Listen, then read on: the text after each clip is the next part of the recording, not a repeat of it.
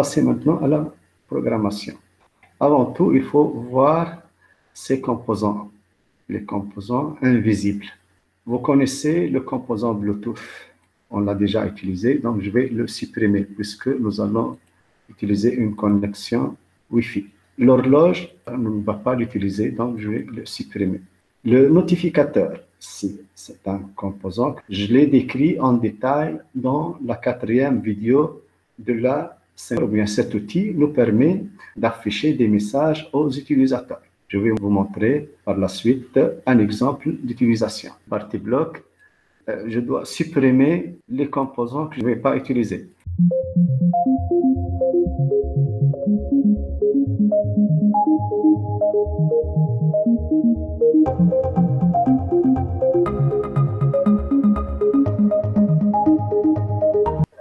J'ai laissé un exemple d'utilisation du notificateur.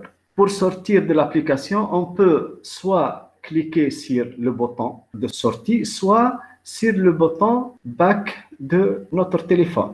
C'est le bouton là. Ici, normalement, on va sortir de l'application. On doit donner à l'utilisateur la possibilité de quitter l'application ou non.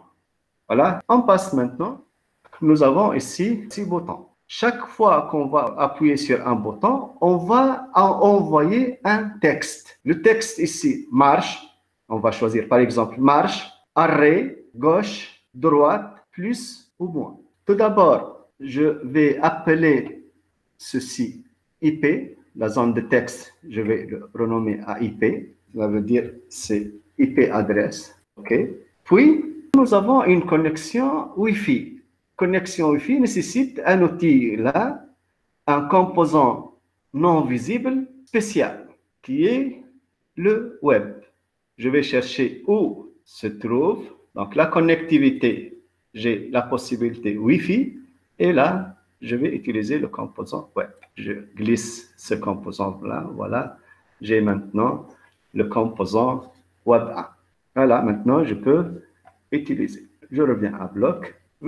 Par exemple, quand le bouton arrêt est appuyé, qu'est-ce que je vais mettre?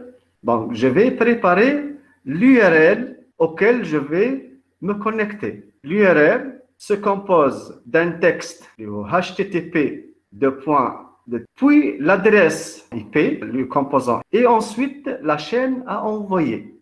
Je vais chercher ici le composant web 1, et je cherche mettre web URL A. Ici, il s'agit de combiner une chaîne de 3 parties. Pour cela, je passe à texte et je cherche join. C'est join. La première partie de la chaîne, c'est un texte. HTTP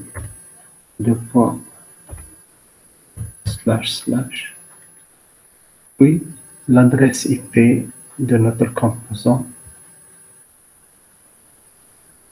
Donc, pour cela, je dois passer à IP en texte. Et le troisième élément, donc je dois passer ici, ajouter un troisième élément. Le troisième élément, c'est un texte spécifique au bouton constitué de slash envoyé. Pour le bouton arrêt, on va mettre arrêt.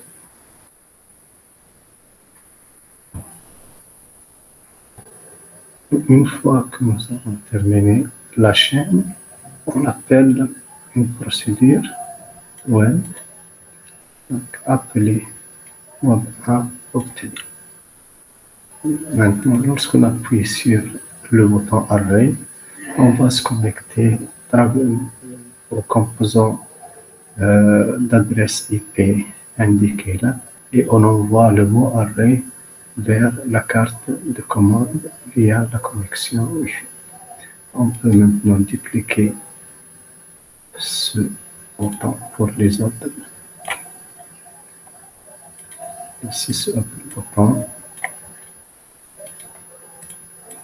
C'est un autre bouton. array égale bouton marche. On envoie le mot marche.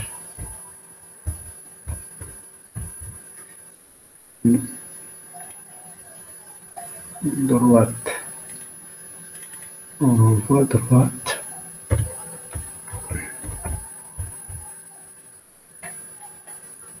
Gauche. On envoie gauche.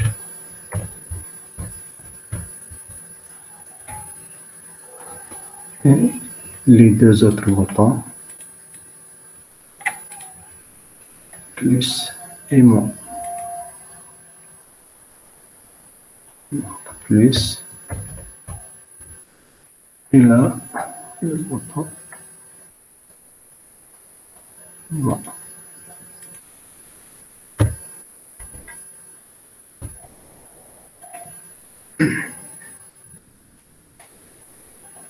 Il reste maintenant à positionner ces indicateurs-là. Lorsqu'on appuie sur le bouton arrêt, je vais mettre l'indicateur arrêt à l'état 1, les autres à l'état 0. Donc, je passe ici, mettre image. On va mettre ici image à état 1.jpg. L'autre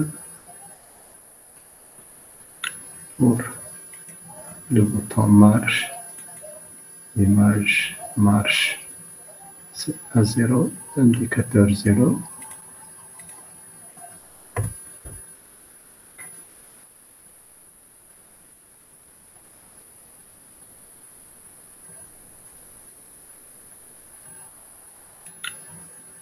Oui.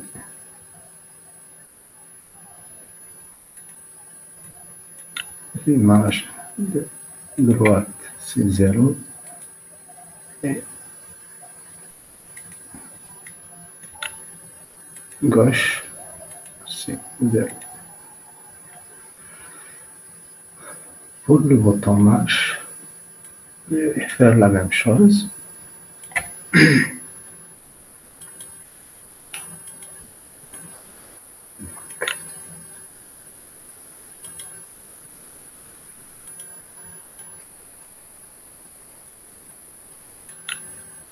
Donc, on va mettre le marche à 1. Nous avons dit qu'on va supposer que initialement le moteur va tourner à droite, à gauche à 0 et arrêt à 0. Voilà. État arrêt à 0. Voilà. Pour droite.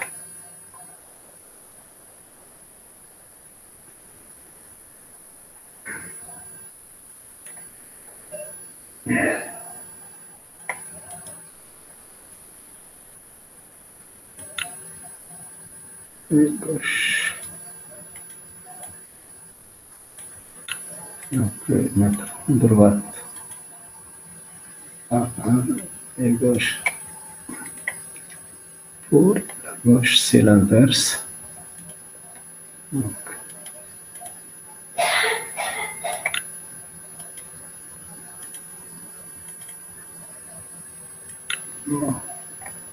c'est ici, gauche, et là, droite. Voilà. Bien sûr, ça ne change rien pour plus et moins. Ce qu'on va voir ici.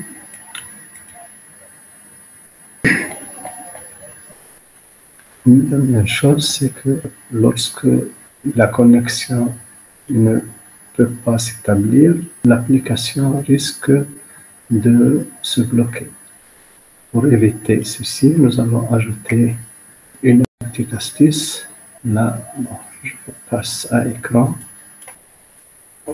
Écran. Et on va faire ceci. Bon,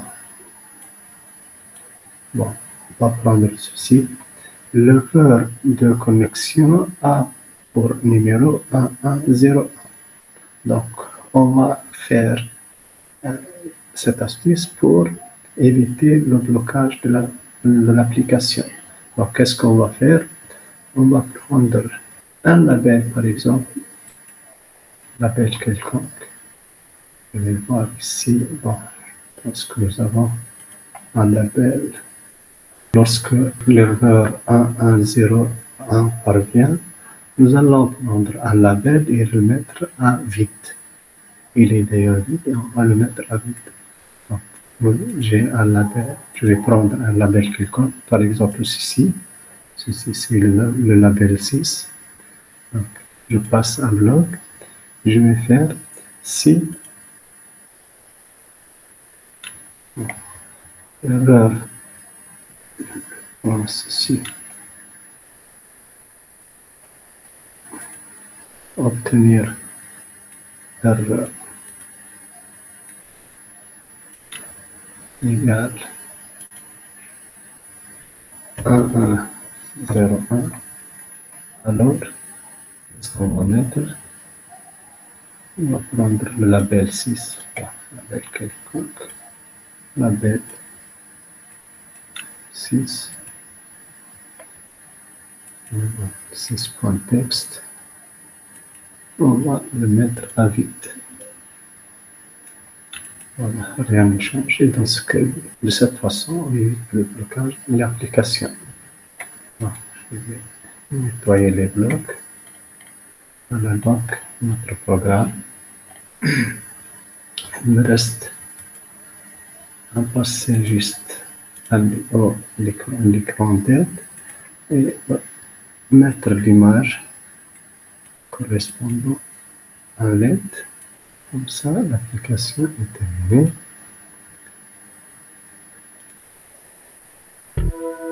Voilà, comme ça, nous avons terminé l'application.